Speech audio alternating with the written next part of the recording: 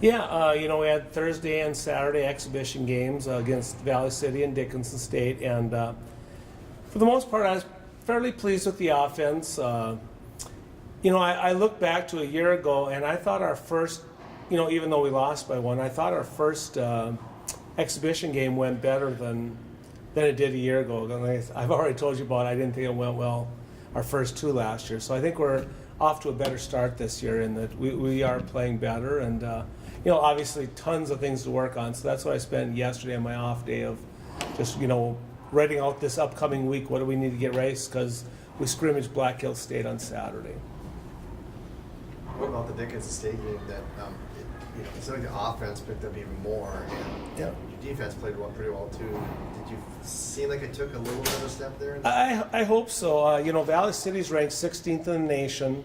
They're very good at home, and, they've been going since the 1st of October. We just had 8 or 9 practices in, so I knew that we might be a little rusty.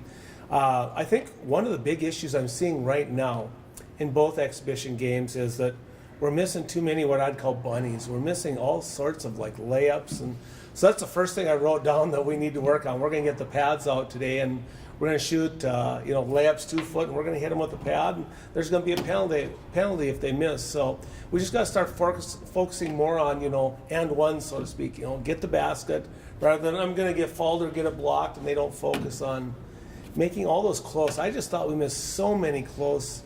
And that's the way we started the Valley City game. Way too many bunnies. So, we take care of that. I think we'll be all right.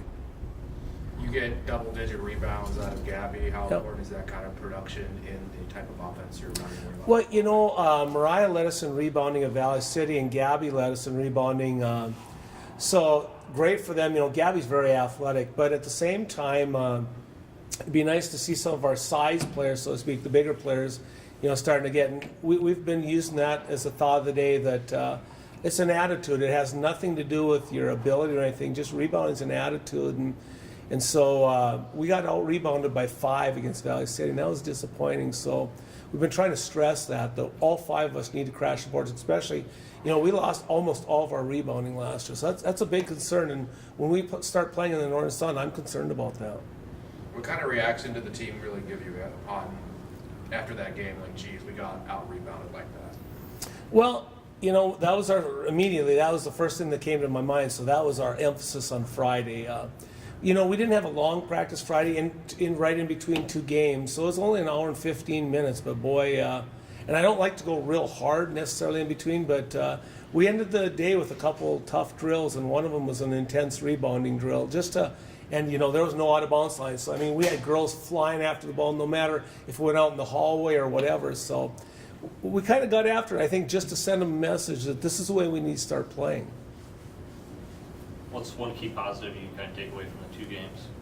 Well, like I said, I think we're better today than we were a year ago at this time, just ahead. Now, does that equate to a better season? Not necessarily, but I like the way we're playing, we're catching on the offense. Now, a year ago, we had to change our offense after the second exhibition game when we went up to Regina. We totally scrapped our offense and stuff. Where this year we're going to stay with the thing I put in this year. We're going to stay with that, and I believe in it. I've used it before and it works. So I think our girls are slowly but surely catching on to it. But again, it's the motion part of it.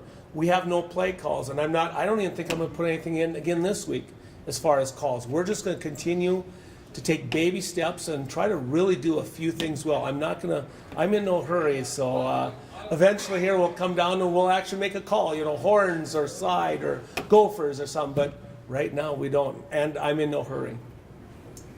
How do the girls kind of handle just having no play calls? They're doing a lot better. They're catching on, and we're trying to get a lot of shot fakes, and there's a lot of dribble penetration. We can do handoffs, and there's, I tell them we've been really focusing on being unpredictable because there's certain options we can do out of each set.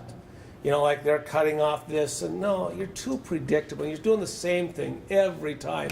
So I get after them, and okay, there might be a penalty. You do the same thing twice in a row, boom, on the line. So a little tough maybe, but I just wanted to be unpredictable in this offense and show them that there's so many different things we can do and options, and I'm starting to see that, and that's pleasing. What kind of impressed you defensively, considering you got some pretty solid low percentages showing Yeah, from the other team? and what we were most disappointed in at Valley City was lack of pressure. We weren't putting enough ball pressure. Now, were forced to go with a small lineup due to various reasons at Valley City. We went with 3, 5, 7 players, and you can't do that in the Northern Sun, and you also can't do it against a good team against Valley City. So we had to make that adjustment, and so they were posting up our smaller people, because we switch everything. And but you look on the film, and we're just playing way off the ball, which then they can throw it so easy in the post. So we have a film session on Tuesday, and we're going to go over and show them that there's a lack of ball pressure. So I thought we put better pressure on the ball on Saturday night, so that was a good sign. Can you explain the difference between a scrimmage and an exhibition? Yeah, scrimmage, we're going to dictate, like we're going to reset the score after every.